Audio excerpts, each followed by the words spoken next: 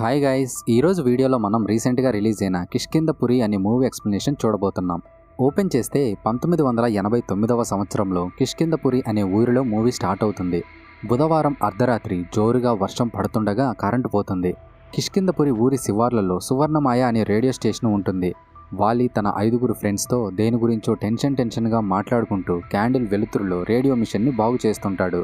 అప్పుడు సడన్గా ఒక ఆమె ఏడవడం స్టార్ట్ చేస్తుంది. ఆ ఏడుపుకి వీళ్ళకి చాలా భయం వేస్తుంది. వాలి అండ్ తన ఫ్రెండ్స్ భయపడుతూనే ఆ ఏడుపు ఎవరిదో తెలుసుకుందామని గ్రౌండ్ ఫ్లోర్కి వస్తారు. ఒకడు మాత్రం బాగా భయపడిపోయి పైనే ఆగిపోతాడు. వీళ్ళు మెల్లగా కిందికి వచ్చి ఏడుపు వినిపించే వైపు వస్తారు. తీరా చూస్తే ఒక దెయ్యం పైనున్న వీళ్ళ ఫ్రెండ్ని కిందకి విసిరేస్తుంది. వీళ్ళకి భయం వేసి అరే ఏమైందిరా అని వాడి దగ్గరికి వెళ్తారు. అప్పుడు వాడు భయపడుతూ పైన ఎవరో ఉన్నారని చెప్తాడు. వెంటనే డోర్స్ అన్నీ లాక్ అయిపోయి రేడియో ఆన్ అవుతుంది. ఒక ఆడదెయ్యం ఆ రేడియో నుండి మాట్లాడుతూ సువర్ణమాయకు మీకు స్వాగతం అని చెప్పి వాళ్ళందరినీ చంపేసి వాళ్ళ శవాలతో రివర్స్గా ఉండే స్వస్తిక్ గుర్తును వేస్తుంది. కట్ చేస్తే స్టోరీ ప్రజెంట్కి వస్తుంది. ఆత్రేయ అండ్ మురుగేష అనే 2 లోకో పైలట్స్ పేపర్ని చదువుతుండగా ఆత్రేయకి ఒక పాంప్లెట్ కనిపిస్తుంది. దాంట్లో దెయ్యాలు ఉండే హౌస్ దగ్గరికి హంటింగ్కి తీసుకుని వెళ్ళి ఒక డిఫరెంట్ ఎక్స్పీరియన్స్ కనిపిస్తామని ఒక ప్రోగ్రామ్ కనిపిస్తుంది. ఆ ప్రోగ్రామ్ గురించి సింపుల్గా చెప్పాలంటే రాజుగారి గది సినిమా మీరు అందరూ చూసే ఉంటారు కదా. దాంట్లో కొంతమంది దెయ్యం ఉండే ఇంటికి వెళ్ళి కొన్ని రోజులు ఉండాలి. కానీ ఈ ప్రోగ్రాంలో మాత్రం విజిటర్స్ని దెయ్యం ఉండే బంగ్లాకి తీసుకెళ్ళి అసలు ఆ బంగ్లాలో ఏం జరిగిందని స్టోరీ చెప్తారనమాట. బట్ అలా ఫ్రీగా ఏం తీసుకెళ్లరు. వెళ్ళాలి అనుకునే వాళ్ళు కొంత డబ్బును కూడా పే చేయాలి. ఆత్రేయ గారు మురుగేష్తో అన్న మనం కూడా వెళ్దామని అడుగుతాడు. కట్ చేస్తే రాముల వారి ఉత్సవాల దగ్గర మైథిలి, సుమిత్ మన హీరో రాఘవ కోసం ఎదురు చూస్తుంటారు. ఇంతకుముందు పాంప్లెట్ అని చెప్పాను కదా, ఆ పాంప్లెట్ హీరో వాళ్ళకి సంబంధించిందే. ప్రస్తుతం రాఘవ వాళ్ళు విహారీ అండ్ ఇంకొంతమంది విజిటర్స్ని ఒక హాంటెడ్ హౌస్కి తీసుకెళ్లడానికి ఆ ఊరికి తెస్తారు. ఆ ఉత్సవాల్లో ఒక పిల్లవాడు క్యాట్ బాల్ తోటి బెలూన్ని కొట్టబోయి ఒక కోతిని కొట్టడంతో అది వాడి మీద అటాక్ చేయడానికి వస్తుంది. వాడు ఆ కోతి నుండి తప్పించుకునే ప్రయత్నంలో ఒక ముసలామ ఆ కోతిని కొడుతుంది. అందువల్ల మిగిలిన కోతులన్నీ అక్కడున్న మనుషుల మీద అటాక్ చేయడం స్టార్ట్ చేస్తాయి. కాసేపటికి అనుకోకుండా ఒక కోతి పిల్ల మంటల్లో చిక్కుకుపోతుంది. రాఘవ అక్కడికి ఎంట్రీ ఇచ్చి మంటల్లోకి వెళ్ళి ఆ కోతి పిల్లని కాపాడి బయటకు తీసుకొస్తాడు. దాని తల్లి ఆ పిల్ల కోతిని తీసుకుని వెళ్ళిపోతుంది. ఆ తరువాత కోతులన్నీ కూడా అటాక్ చేయడం ఆపేసి వెళ్ళిపోతాయి. పంతులు గారు రాఘవాన్ని మెచ్చుకుని రాఘవ చేతికి శ్రీరామ అని రాసి ఉన్న బ్రేస్లెట్ని కడతాడు. నెక్స్ట్ సీన్లో రాఘవ, విహారీ అండ్ మిగిలిన విజిటర్స్ని దెయ్యం ఉండే ఒక బంగ్లాకి తీసుకెళ్తాడు. నిజం చెప్పాలంటే ఆ బంగ్లాలో ఎటువంటి దెయ్యమో ఉండదు. హీరో టెక్నాలజీని ఉపయోగించి దెయ్యం బొమ్మ కనిపించేలా విచిత్రమైన శబ్దాలు వినిపించేలాగా క్రియేట్ చేసి వచ్చిన వాళ్ళని భయపెట్టి నమ్మిస్తుంటాడు. అండ్ దెయ్యాల గురించి ఏదో ఒక ఫేక్ స్టోరీ అల్లేసి చెప్తుంటాడు. విహారీ ఇంతకుముందు సేమ్ ఇదే హౌస్కి విజిటర్గా వీళ్ళతోనే వచ్చుంటాడు. ఫస్ట్ టైం వచ్చినప్పుడు హీరో ఇక్కడున్న గోస్ట్ గురించి వేరే కథ చెప్తాడు. ఇప్పుడేమో ఇంకొక కథ చెప్తాడు. అందువల్ల వీళ్ళు చేస్తున్నవి ఫేక్ గోస్ట్ వాకింగ్ ట్రిప్స్ అని అందరికీ తెలిసేలా చేద్దామని అనుకుంటాడు. రాఘవ అండ్ మైథిలి ప్రస్తుతం కలిసే ఉంటుంటారు. వీళ్ళ ఇంటి పక్కనే మోక్ష అనే పాప కూడా ఉంటుంది. తనంటే ఇద్దరికి చాలా ఇష్టం. విశ్వాస్ అనే రిటైర్డ్ మిలిటరీ ఆఫీసర్ ఈ గోస్ట్ హంటింగ్ కంపెనీకి హెడ్ అనమాట. ఎప్పటిలాగానే కొంతమంది విజిటర్స్ గోస్ట్ హంటింగ్ ఎక్స్పీరియన్స్ కోసం వీళ్ళ దగ్గరికి వస్తారు.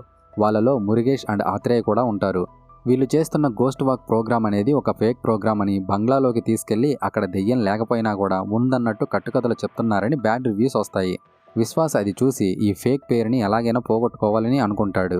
ఒక బౌల్లో కొన్ని చీటీలు వేసి ఈసారి గోస్ట్ హంటింగ్కి వెళ్లే ప్రదేశం గురించి వచ్చిన విజిటర్స్ని సెలెక్ట్ చేసుకోమని చెప్తాడు. నిజం చెప్పాలంటే గోస్ట్ హంటింగ్కి వెళ్లే ముందు హీరో వాళ్ళు ఒక ప్లేస్ని ముందే సెలెక్ట్ చేసుకుని ఆ తర్వాత విజిటర్స్ని ఆ ప్లేస్కి తీసుకెళ్తారు. బట్ ఈసారి విశ్వాస్ ఇలా చేయడంతో హీరో వాళ్ళు కొంచెం టెన్షన్ పడతారు. అంటే అక్కడికి తీసుకెళ్లిన తర్వాత నిజంగా దెయ్యం లేకపోతే వీళ్ళు తీసుకెళ్ళింది ఫేక్ అని అర్థమైపోద్ది కదా. తీరా చూస్తే ఆ చీటీలో వాళ్ళకి కిష్కింధ శివార్లలో ఉన్న సువర్ణమాయ రేడియో స్టేషన్ పేరు వస్తుంది. వీళ్ళెవ్వరికీ ఆ రేడియో స్టేషన్ గురించి కానీ దాంట్లో జరిగిన ఇన్సిడెంట్ గురించి కానీ తెలీదు. సో ఎప్పటిలాగానే రాఘవ విజిటర్స్ని తీసుకుని రేడియో స్టేషన్కి స్టార్ట్ అవుతాడు. అండ్ మోక్షాన్ని కూడా తనతో తీసుకెళ్తాడు. మోక్షాన్ని తీసుకెళ్ళడానికి ఒక ఫన్నీ రీజన్ ఉంటుందిలేండి. మోక్షతో రాఘవ ఒక గేమ్ ఆడి అందులో ఓడిపోతాడు. అందువల్ల తను తీసుకెళ్లాల్సి వస్తుంది. ఎలాగో వెళ్ళే ప్లేస్లో దెయ్యాలు ఉండవు కదా, సో ఏ ప్రాబ్లం ఉండదులే అని అనుకుంటాడు. కట్ చేస్తే అందరూ రేడియో స్టేషన్ దగ్గరికి వెళ్తారు. బిల్డింగ్ యొక్క మెయిన్ డోర్ని చైన్స్తో లాక్ చేసి ఉంటారు. రాఘవ అది చూసి పక్కనే ఉన్న త్రిశూలాన్ని తీసి తాళాన్ని పగలగొట్టి డోర్ ఓపెన్ చేస్తాడు. ఇక ఒక్కొక్కరుగా అందరూ లోపలికి వెళ్తారు. లోపలికి వెళ్ళిన తర్వాత రాఘవ ఎప్పటిలాగానే ఏదో ఒక దెయ్యం కథ చెప్పడం మొదలు పెడతాడు. బట్ విహారీ మాత్రం విజిటర్స్తో వీళ్ళు చెప్పే కథలన్నీ నమ్మకండి, అవన్నీ కట్టుకథలే, దమ్ముంటే దెయ్యాన్ని చూపించండి, లేకపోతే మేము ఇక్కడి నుంచి వెళ్ళిపోతామని అంటాడు. అప్పుడు మైథిలి దెయ్యాన్ని చూపించమంటే ఎట్లా చూపిస్తాం, ఇది రేడియో స్టేషన్ కదా, ఆ దెయ్యం ఉంటే రేడియోలోనే ఉంటుందని అంటది. దానికి వాళ్ళు అలా అయితే రేడియోని ఆన్ చేయండి అని అంటారు. రాఘవ రేడియోని ఆన్ చేయాలని చూస్తాడు కానీ అది పాతది కదా, ఆన్ అవ్వదు. ఈ రాఘవ వాళ్ళు ఫేక్ స్టోరీస్ చెప్తున్నారులే అనుకుని విజిటర్స్ వెళ్ళిపోబోతుంటారు. ఇక విజిటర్స్తో పాటు రాఘవ వాళ్ళు కూడా బిల్డింగ్ నుంచి బయటకు వస్తుంటారు. తీరా చూస్తే సడన్గా ఆ రేడియో ఆన్ అవుతుంది. ఒక్కసారిగా అందరికీ భయం స్టార్ట్ అవుతుంది. అప్పుడు ఆ దెయ్యం అందరికీ నమస్కారం అని రేడియో నుండి మాట్లాడడం మొదలు పెడుతుంది. రూమ్లో ఉన్న వస్తువులన్నీ విజిటర్స్ మీద ఎగిరిపడుతుంటాయి. ఆ దెయ్యం భయంకరంగా నవ్వడం మొదలు పెడుతుంది. అందువల్ల ఇదేదో తేడాగా ఉంది, నిజంగానే లోపల దెయ్యం ఉందేమో, మనం వెళ్ళిపోదామని అనుకుంటారు. రాఘవ విజిటర్స్ని బయటికి తీసుకెళ్లమని మైథిలికి చెప్పడంతో తను వాళ్ళతో బయటికి వచ్చేస్తుంది. రాఘవ కన్ను ఒక డోర్ మీద పడడంతో వాడు దాన్ని ఓపెన్ చేద్దామని మెల్లగా దాని దగ్గరికి వెళ్ళి ఓపెన్ చేయబోతాడు. ఈలోగా బయట నుండి మైథిలి రాఘవ అని గట్టిగా అరుస్తుంది. అసలు బయట ఏం జరిగిందా అని రాఘవ వెంటనే బయటకు వస్తాడు. తీరా చూస్తే వాళ్ళ వ్యాన్ మంటల్లో కాలిపోతుంటుంది. రేడియో స్టేషన్ డోర్ కూడా దానికదే క్లోజ్ అవుతుంది. అప్పుడు ఆ ఆడదెయ్యం రేడియోలో మాట్లాడుతూ, సువర్ణమాయకు వచ్చిన మీ అందరికీ స్వాగతం. మిమ్మల్ని స్వర్గానికి పంపబోయే పని నేను ఇప్పుడే మొదలు పెట్టబోతున్నాను. మీలో ఎవ్వరూ నా నుండి తప్పించుకోలేరని అంటది. ఒక 10 నిమిషాల్లో అక్కడ పెద్ద అల్లకల్లోలాన్ని చూసిన వాళ్ళందరికీ భయం వేసి, రియల్గా ఇలాంటి ఒక ఎక్స్పీరియన్స్ జరిగితే ఎవరికైనా భయం వేస్తుంది కదా, సో వాళ్ళందరూ అక్కడి నుంచి బయటపడాలని అనుకుంటారు. రాఘవ మాత్రం లోపలికి వెళ్ళి అదేంటో తెలుసుకోవాలనుకుంటాడు. కాకపోతే మైథిలి ఇవన్నీ ఆపేస్తుంది. తమతో పాటు అమాయకులైన విజిటర్స్ అండ్ చిన్న పాప మోక్ష కూడా ఉండడం వల్ల రాఘవ కూడా అర్థం చేసుకుంటాడు. ఇక ఎలాగోలాగా వాళ్ళు ఆ ఇంటి నుండి బయటపడతారు. కట్ చేస్తే తెల్లవారుతుంది.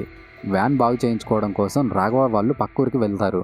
అప్పుడు మైథిలి ఎలాగోలా రేడియో స్టేషన్ నుండి తప్పించుకుని వచ్చాం, నిజంగా అక్కడ దెయ్యం ఉన్నట్టుందని మాట్లాడుతుంటుంది. ఆ మాటలు టీ షాప్లో పనిచేసే ఒక పిల్లవాడు విని బాగా భయపడతాడు. వాడు వీళ్ళ దగ్గరికి వచ్చి, మీరు ఆ రేడియో స్టేషన్కి వెళ్ళారా? ముందు మీరు ఇంటికి వెళ్ళి పసుపుతో స్నానం చేయండి, మీ బట్టల్ని కూడా కాల్ చేసి గుమ్మానికి గుమ్మడికాయ కట్టుకోండి అని చెప్తాడు. ఏంట్రా ఇలా మాట్లాడుతున్నావు, అసలు ఇవన్నీ ఎందుకు చెప్తున్నావని సుమిత్ కొంచెం భయపడతాడు. అప్పుడు ఆ పిల్లాడు, ఆ సువర్ణమాయ రేడియో స్టేషన్కి వెళ్ళిన ఎవ్వరూ కూడా ప్రాణాలతో మిగిలిందే లేదని మా అమ్మ చెప్పింది. దయచేసి నేను చెప్పింది చేయండి, లేకపోతే మీ ప్రాణాలు కూడా పోతాయని అంటాడు. సుమిత్ అండ్ మైథిలి కొంచెం భయపడతారు. కానీ రాఘవ మాత్రం, ఒకవేళ ఆ రేడియో స్టేషన్లో నిజంగా దెయ్యం ఉంటే దాని పని దానిదే, మన పని మనదే. విజిటర్స్ని తీసుకెళ్లడం మాత్రం మనం ఆపకూడదు. మనతో వచ్చిన వాళ్ళకి ఒక లైఫ్ టైం ఎక్స్పీరియన్స్ ఇచ్చినట్టు ఉంటుందని అంటాడు. కట్ చేస్తే మురుగేష అండ్ ఆత్రేయ లోకో పైలట్స్ కదా, వాళ్ళు గూడ్స్ బండి వేసుకుని వెళ్తుండగా అర్ధరాత్రి అడవి మధ్యలో రెడ్ సిగ్నల్ పడుతుంది. ఇక్కడ రెడ్ సిగ్నల్ పడడం ఏంటి, ఏదైనా వర్క్ జరుగుతుందా అని అనుకుంటారు. మురుగేష్కి నిద్ర వస్తుండడంతో ఆత్రేయని మేల్కొని ఉండమని చెప్పి తను అలా కునుకు తీస్తుంటాడు. అప్పుడు వెంటనే ఇంజిన్ దగ్గర ఉన్న రేడియో ఆన్ అవుతుంటుంది. ఇదేంటి దీనికిదే ఆన్ అవుతుందని ఆత్రేయ దానివైపు చూస్తుండగా ఇంజిన్ కిటికీ దగ్గరికి ఒక ముసలవ్వ వచ్చి, వారం రోజుల నుంచి ఏమీ తినలేదు, నాకేదైనా పెట్టవా అని అడుగుతుంది. అప్పుడు ఆత్రేయ సర్లే అని జాలిపడి తన టిఫిన్ బాక్స్ని తీసిద్దామని ఆ బాక్స్ని తీయగా ఆ టైంలో ఏదో కింద పడి మురుగేష్కి మెలకు వస్తుంది. మురుగేష ఆ ముసలామని చూసి, ఒరే ఆత్రేయ ఏం చేస్తున్నావురా అని వాడిని గట్టిగా అరిచి వెంటనే విండో క్లోజ్ చేసేస్తాడు. అప్పుడు ఆత్రేయ, ఏంటన్నా విండో క్లోజ్ చేసావు, ఆ ముసలాంకి ఆకలేస్తుందంట అని అంటాడు. అప్పుడు మురుగేష, అరే పిచ్చినా, ఎలా ట్రైన్ ఇంజిన్ భూమి నుంచి ఎంత ఎత్తులో ఉంటుందో తెలుసు కదా, ఒక ముసలామ అంత ఎత్తు ఎలా ఉంటుందిరా, వచ్చింది దెయ్యమని కూడా నీకు అర్థం కాలేదా అని అరుస్తాడు. ఇద్దరు కిటికీ వైపు చూడగా ఆ ముసలామ నవ్వుతూ మాయమవుతుంది. ఈలోగా లోపల ఉన్న రేడియో ఆన్ అయ్యి ఆ దెయ్యం వాళ్ళిద్దరితో మాట్లాడుతూ, ఇప్పుడు మీ ఇద్దరిని చంపైపోతున్నానరా అని భయంకరంగా నవ్వుద్ది. వాళ్ళకి చాలా భయం వేసి ట్రైన్ స్టార్ట్ చేసి పారిపోతుంటారు. మరుసటి రోజు ఉదయం విహారీ రాఘవకి ఫోన్ చేసి, మేమేదో దెయ్యాలతో ఒక మంచి ఎక్స్పీరియన్స్ ఇవ్వమంటే నువ్వేంటి నిజంగానే దెయ్యాలతో చంపిస్తున్నావా అని అంటాడు. మురుగేష ఆత్రేయ ఇద్దరూ చనిపోయారు, నాకెందుకో వాళ్ళది నార్మల్ డెత్లా అనిపించడం లేదు, ఆ దెయ్యమే వాళ్ళని చంపేసిందేమో అని చెప్తాడు. ఆ దెయ్యం వాళ్ళిద్దరిని చంపేసి వాళ్ళ డెడ్ బాడీస్తో రివర్స్లో ఉండే స్వస్తిక్ గుర్తుని వేస్తుంది. పోలీసులు వాళ్ళ డెడ్ బాడీస్ని క్లియర్ చేసేస్తారు. రాఘవ వాళ్ళు చనిపోయిన స్పాట్కి వెళ్ళి అక్కడ చెక్ చేస్తుండగా ట్రాక్ పక్కనే ఒక సమాధి కనిపిస్తుంది. రాఘవకి డౌట్ వచ్చి ఆ సమాధి దగ్గరికి వెళ్ళగా సమాధిలో ఉన్న మట్టి దానికదే పక్కకు తొలుగుతూ ఒక పుర్రె కనిపించడంతో వాడు కొంచెం భయపడతాడు. ఆ సమాధికి కొంచెం దూరంలోనే రేడియో స్టేషన్ యొక్క టవర్ కనిపిస్తుంది.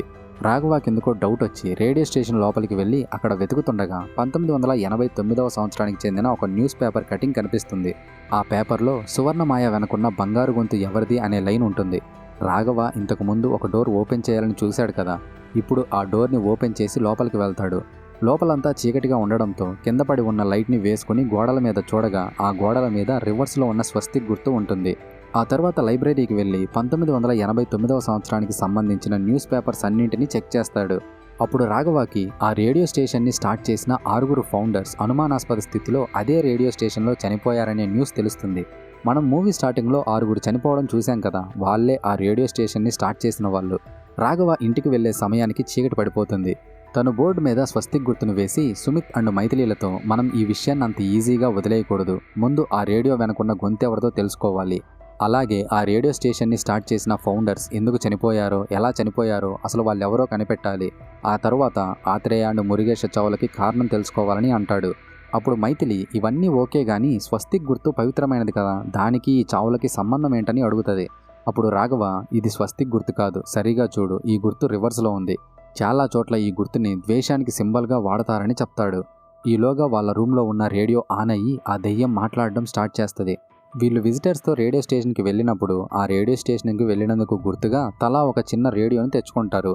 ఇప్పుడు ఆ రేడియో నుండే దెయ్యం మాట్లాడుతూ నెక్స్ట్ వీరభద్ర అనే విజిటర్ను చంపబోతున్నట్టు చెప్తుంది. రాఘవ వెంటనే ఆఫీస్కి వెళ్ళి వీరభద్ర నెంబర్కి ఫోన్ చేస్తే ఫోన్ కలవదు. అతను ఒక కన్స్ట్రక్షన్ సైట్లో వర్కర్గా పనిచేస్తుంటాడు. రాఘవ వెంటనే ఆ కన్స్ట్రక్షన్ వాళ్ళకి కాల్ చేస్తే అతను వర్క్ చేసే ప్లేస్లో జామర్స్ ఉన్నాయి, ఫోన్స్ కలవవని అతను వర్క్ చేసే ప్లేస్ యొక్క అడ్రస్ని చెప్తారు. ఇక రాఘవ వెంటనే వీరభద్రని కాపాడడానికి ఆ ప్లేస్కి బయలుదేరతాడు. కన్స్ట్రక్షన్ సైట్లో అందరూ పనిచేస్తుండగా పై ఫ్లోర్ నుండి ఏదో శబ్దం వినిపిస్తుంటుంది. కాంట్రాక్టర్ ఆ శబ్దం ఏంటో చూసి రమ్మని వీరభద్రని పంపిస్తాడు. ఇంకేముంది, వీడు కూడా ఆ దెయ్యానికి బలైనట్టేమో, చూద్దాం. వీరభద్ర పైకి వెళ్ళగానే ఒక ఎర్ర చీర కిందికి వేలాడడం చూస్తాడు. వాడు దాన్ని పట్టుకోవాలని వెళ్తే అది మాయమైపోతుంది. ఏంటి ఈ విచిత్రమని లైట్ వేసి చుట్టూ చూస్తుంటాడు. అప్పటికే రాఘవ ఆ బిల్డింగ్ దగ్గరికి చేరుకొని వీరభద్ర వేసే టార్చ్ లైట్ని చూసి అది ఖచ్చితంగా వాడే అయ్యుంటాడని వాడిని కాపాడదామని పరిగెడతాడు. ఈలోగా వీరభద్రకి తన వెనుక నుండి ఒక శబ్దం వినిపిస్తుండడంతో వెనక్కి తిరిగి చూస్తాడు. అప్పుడు చనిపోయిన వాడి భార్య సుత్తితో తన తలని తనే గట్టిగా కొట్టుకుంటూ కనిపిస్తుంది. అది చూసి వాడు బాగా భయపడిపోతాడు. ఇక ఆ దెయ్యం వాడిని వెంటనే పైనుండి కిందికి తోసేస్తుంది. వాడు రాఘవ కళ్ళ ముందే పైనుండి కిందపడి చనిపోవడంతో రాఘవ షాక్లోకి వెళ్ళిపోతాడు. తను వెనక్కి తిరిగి చూస్తే నో వన్ కెన్ ఎస్కేప్ అని రాసి ఉంటుంది. అప్పుడు రాఘవకి టీ షాప్లో పనిచేసే పిల్లోడు గుర్తొచ్చి ఈ సువర్ణమాయ రేడియో స్టేషన్ ఏంటి, దాంట్లో ఉండే దెయ్యం ఎవరు, ఇవన్నీ తెలుసుకోవాలని ఆ పిల్లాన్ని వెతుక్కుంటూ వాడింటికి వెళ్తాడు. కట్ చేస్తే రాఘవ ఆ పిల్లాడి మదర్ని సువర్ణమాయ రేడియో స్టేషన్కి వెళ్ళిన వాళ్ళు ఎందుకు చనిపోతున్నారు, అసలు అక్కడ ఏం జరిగిందని అడుగుతాడు. అప్పుడు ఆమె సువర్ణమాయ రేడియో స్టేషన్ గురించి తనకు తెలిసిన విషయం చెప్పడం స్టార్ట్ చేస్తుంది. 35 సంవత్సరాల క్రితం కిష్కింధపురిలో వాలి తన 5 ఫ్రెండ్స్తో రేడియో స్టేషన్ పెట్టడానికి వస్తాడు. ఆ రేడియో స్టేషన్కి వేదవతి అనే అమ్మాయి వాయిస్ ఇస్తుంది. ఆమె వాయిస్ చాలా బాగుండడంతో అందరూ ఆ ఛానల్లే వింటుండేవారు. కానీ ఏమైందో ఏమో కానీ ఆ రేడియోని స్టార్ట్ చేసిన 6 అదే రేడియో స్టేషన్లో శవాలై కనిపించారు. ఆ తరువాత నుండి రేడియో స్టేషన్ నుండి ఏడుపులు అరుపులు వినిపిస్తుండడంతో లోపల దెయ్యం ఉందని ఊరు వాళ్ళు స్వామీజీలను పిలిపించి పూజలు చేపించి మంత్రాలతో దాని తలుపును మూసేస్తారు. వాళ్ళలా చేసినప్పటి నుండి అక్కడ నిశ్శబ్దం తప్ప ఎటువంటి చప్పుడు ఉండదు. అలా మంత్రించిన తలుపునే రాఘవ తెరవడం వల్ల ఇప్పుడు మళ్ళీ చావులు మొదలవుతాయి. రాఘవ ఆమెని మరి వేదవతి ఏమైందని అడుగుతాడు. దానికి ఆమె ఆ వేదవతే దెయ్యంగా మారింది అన్నట్లుగా సమాధానమిస్తుంది. రాఘవ అప్పటి న్యూస్ పేపర్స్ని చెక్ చేస్తే వేదవతి 1989లోనే సూసైడ్ చేసుకుని చనిపోయిందనే విషయం తెలుస్తుంది. రేడియోని స్టార్ట్ చేసిన వాళ్ళు కూడా వేదవతి చనిపోయిన సమయంలోనే చనిపోయి ఉంటారు. రేడియో స్టేషన్కి 11 మంది వెళ్తే ముందు ఆ ముగ్గురే ఎందుకు చనిపోయారని రాఘవకి డౌట్ వచ్చి ఆ రోజు తీసిన ఫోటోలని చెక్ చేస్తాడు. రేడియో స్టేషన్లోకి ఏ వరుసలో అయితే వెళ్లారో అదే వరుసలో ఇప్పుడు చనిపోతున్నారని రాఘవకి అర్థమవుతుంది. వీరభద్ర తరువాత లోపలికి అడుగుపెట్టింది విహారీ. సో నెక్స్ట్ ఆ దెయ్యం వాడిని చంపబోతుందని ఎలాగైనా వాడిని కాపాడాలని సుమిత్ అండ్ మైథిలీలను పంపించి విహారీతో పాటు మిగిలిన అందరినీ తీసుకురమ్మని చెప్తాడు. అండ్ అలాగే వాళ్ళ దగ్గర ఉన్న రేడియోస్ని కూడా తీసుకురమ్మని చెప్తాడు. రాఘవ ఆ ఫొటోస్ని కొంచెం కేర్ఫుల్గా చూడగా విహారీ కంటే ముందు మోక్ష లోపలికి అడుగుపెట్టినట్టు కనిపిస్తుంది. సో ఖచ్చితంగా ఆ దెయ్యం యొక్క తర్వాతి టార్గెట్ మోక్ష అని రాఘవకి అర్థమై వెంటనే పాప దగ్గరికి బయలుదేరతాడు. రాఘవ ఆ పాప దగ్గరికి వెళ్లే సమయానికే దెయ్యం పాప ఉన్న రూమ్లోకి వెళ్ళి రాఘవ మొహం మీద డోర్ వేసేస్తుంది. ఆ దెయ్యం పాపని గాల్లోకి లేపి మరీ అటాక్ చేస్తుండగా రాఘవ కిటికీ అద్దం పగలగొట్టుకొని లోపలికి వెళ్ళి పాపని సేవ్ చేస్తాడు. నీ మీద అటాక్ చేసింది ఎవరో చూసావా అని రాఘవ ఆ పాపని అడగ్గా పాప రేడియో స్టేషన్ నుండి తను తీసుకొచ్చిన పర్స్ని రాఘవకి ఇస్తుంది. ఇక వెంటనే రాఘవ మైథిలికి కాల్ చేసి అందరినీ తీసుకుని రేడియో స్టేషన్కి రమ్మని చెప్తాడు. కట్ చేస్తే అందరూ రేడియో స్టేషన్కి వెళ్తారు. రాఘవ ఆ రేడియోస్ని మోక్ష ఇచ్చిన పర్స్ని కిరోసిన్ పోసి కాల్ చేసి వీటి వల్లే కదా నువ్వు మా మీద అటాక్ చేస్తున్నావు, దమ్ముంటే ఇప్పుడు నువ్వు మా ముందుకు రా అని దెయ్యాన్ని రెచ్చగొడుతూ మాట్లాడతాడు. నిజానికి ఆ దెయ్యం ఆడగొంతుతో మాట్లాడినప్పటికీ అది ఆడదెయ్యం కాదు, అది మగదెయ్యం. అందుకని రాఘవ ఆడగొంతు వెనక దాక్కుని మాట్లాడడం కాదు, నువ్వు మగాడివైతే మా ముందుకు రా, మేము లోపలికి రావడమే నీ ప్రాబ్లం అయితే వీళ్ళందరినీ తీసుకొచ్చింది నేనే, వాళ్ళందరూ అమాయకులు, వాళ్ళని వదిలేసి నన్ను చంపని అంటాడు. రాఘవ మాటలకి దెయ్యంగాడి ఇగో హర్ట్ అయ్యి డోర్ ఓపెన్ చేసి వాళ్ళకి కనిపిస్తాడు. వాడు నిలబడడం కూడా చాలా విచిత్రంగా నిలబడతాడు. వాడు వీళ్ళ మీదకి దూకడానికి పరిగెత్తుకుంటూ రావడంతో అందరూ బాగా భయపడిపోతారు. బట్ వాడు వెంటనే మాయమైపోతాడు. వాడు మళ్ళీ రేడియోలో మాట్లాడుతూ నేను ముందు రాఘవాన్ని చంపుతాను, ఆ తర్వాత మిగిలిన వాళ్ళని చంపుతానని అంటాడు. రాఘవ విజిటర్స్తో ఆ దెయ్యం నన్ను చంపిన తర్వాతే మీ దగ్గరికి వస్తుంది, అప్పటి వరకు మీరు ఏదైనా సేఫ్ ప్లేస్లో ఉండండి అని అందరినీ పంపించేస్తాడు. మీరు ఇక్కడి వరకు వీడియోని కంటిన్యూ చేస్తూ చూశారంటే మీరు ఈ వీడియో వల్ల కాస్తన్నా ఎంటర్టైన్ అయ్యారని మేము ఫీల్ అవుతున్నాం. సో ఇక్కడి వరకు వీడియోని కంటిన్యూ చేస్తూ చూసిన వాళ్ళు తప్పకుండా మన వీడియోని లైక్ చేయండి. అండ్ మీలాగే మూవీ ఎక్స్ప్లెనేషన్స్ వినే ఒక ఫ్రెండ్కి కానీ ఫ్యామిలీ మెంబర్కి కానీ మన వీడియోని షేర్ చేయండి.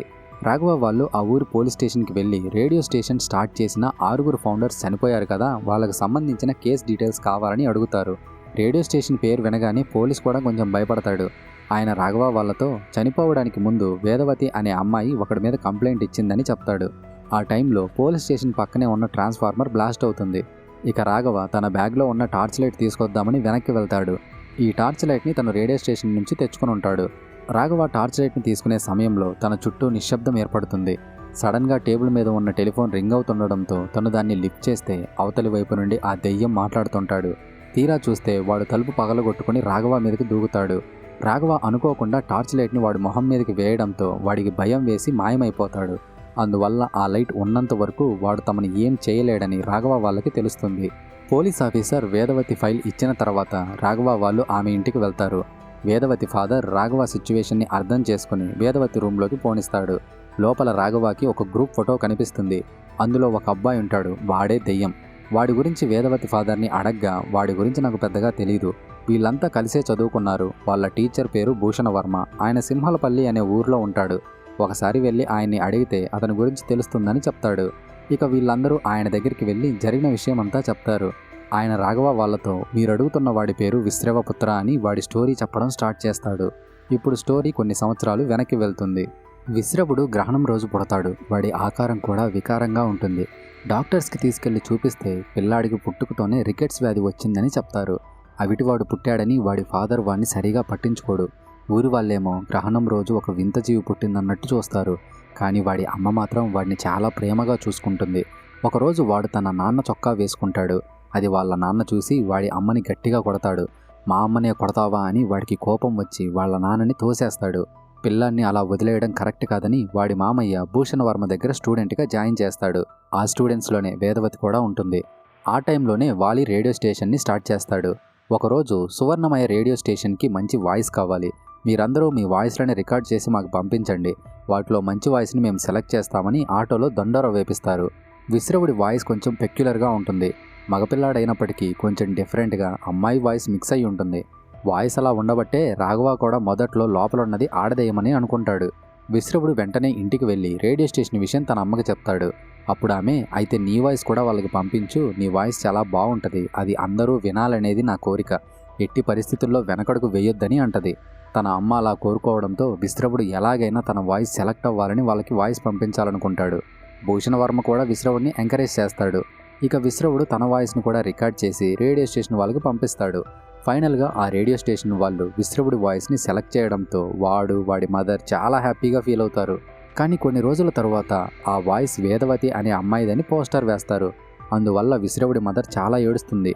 తన అమ్మ కన్నీళ్ళని చూసిన విశ్రవుడికి కోపం వచ్చి రేడియో స్టేషన్ వాళ్ళు నా వాయిస్ని తీసుకుని వేదవతి ఫోటో వేశారు, నన్ను ఇంత మోసం చేస్తారా అని రేడియో స్టేషన్కి వెళ్తాడు.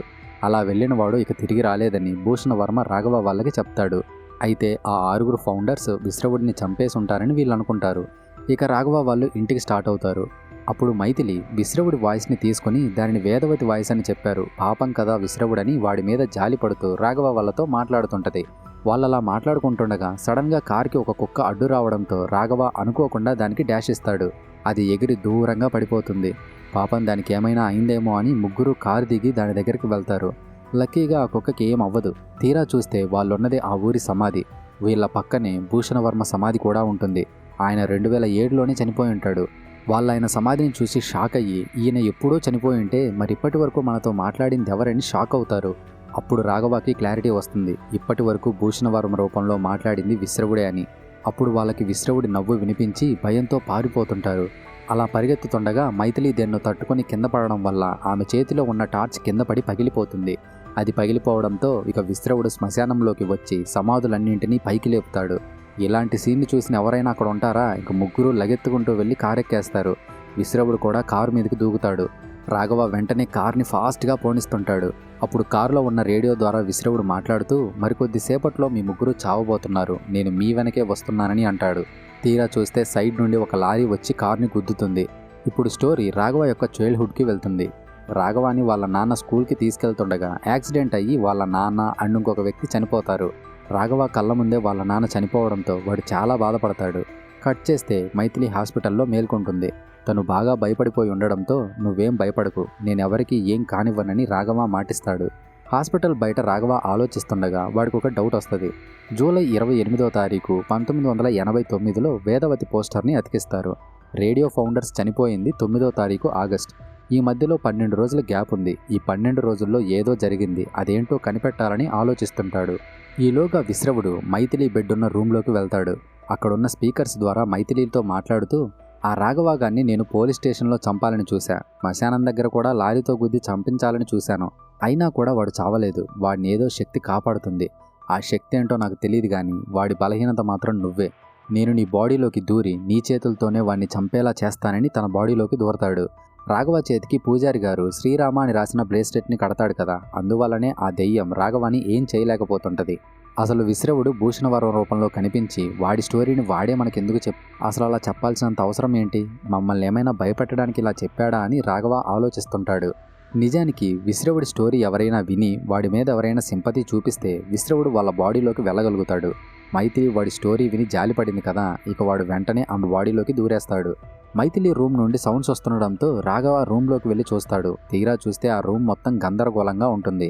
మైథిలి రూమ్లో లేకపోవడంతో రాఘవ హాస్పిటల్ మొత్తం వెతుకుతూ ఐసోలేషన్ వార్డుకి వెళ్తాడు. అప్పుడు మైథిలి కత్తి పట్టుకుని గాల్లో ఎగరడం చూసి రాఘవ చాలా భయపడిపోతాడు. మైథిలి రాఘవ మీద అటాక్ చేయడానికి వాడి మీదకు దూకుతుంది. మైథిలి అంటే రాఘవకి చాలా ఇష్టం కదా, ఇక తననేం చేయలేక ఒక మత్తు ఇంజెక్షన్ని గుచ్చడంతో ఆమె స్పృహ కోల్పోతుంది. రాఘవకి హాస్పిటల్లో ఆక్సిజన్ సిలిండర్ కనిపిస్తుంది. అప్పుడు వాడికి రేడియో స్టేషన్లో తను చూసిన ఒక సిలిండర్ గుర్తుకొస్తుంది. దాని మీద KDA అనే కంపెనీ పేరుంటుంది. ఆ కంపెనీ ఓనర్ అంత మంచోడేం కాదు, వాడి మీద కొన్ని క్రిమినల్ కేసులు కూడా ఉంటాయి. ఇక రాఘవ ఆ కంపెనీ దగ్గరికి వెళ్ళి అసలు విశ్రవుడి చావుకి నీకు సంబంధం ఏంటని ఆ ఓనర్ గాడితో గొడవ పడతాడు. ఆ గొడవలో అనుకోకుండా ఒక సిలిండర్ పగిలి గ్యాస్ లీక్ అవుతుంది. అది చాలా పవర్ఫుల్ గ్యాస్, అందువల్ల అందరూ బయటకు పారిపోతుంటారు. ఓనర్ కూడా పారిపోతుంటే రాఘవ వాడిని పట్టుకుని విశ్రవుడి గురించి చెప్తే ఇద్దరం బయటికి వెళ్ళొచ్చు, లేదా ఇద్దరం ఇక్కడే చనిపోదామని అంటాడు. ఇక ఆ ఓనర్ జరిగిన విషయం మొత్తం చెప్పడం స్టార్ట్ చేస్తాడు. స్టోరీ మళ్ళీ ఇప్పుడు ఫ్లాష్ బ్యాక్లోకి వెళ్తుంది. ఈ ఓనర్ అన్న పేరే వాలి. అతని తన 5 ఫ్రెండ్స్తో రేడియోని స్టార్ట్ చేస్తాడు. వాలి వేదవతిని లవ్ చేస్తుంటాడు. ఇంకొన్ని రోజులు అయితే వాళ్ళిద్దరూ పెళ్లి కూడా చేసుకోవచ్చు. ఆ టైంలో విశ్రవుడు ఎంట్రీ ఇవ్వడం వల్ల వాళ్ళ లైఫ్లే మారిపోతాయి.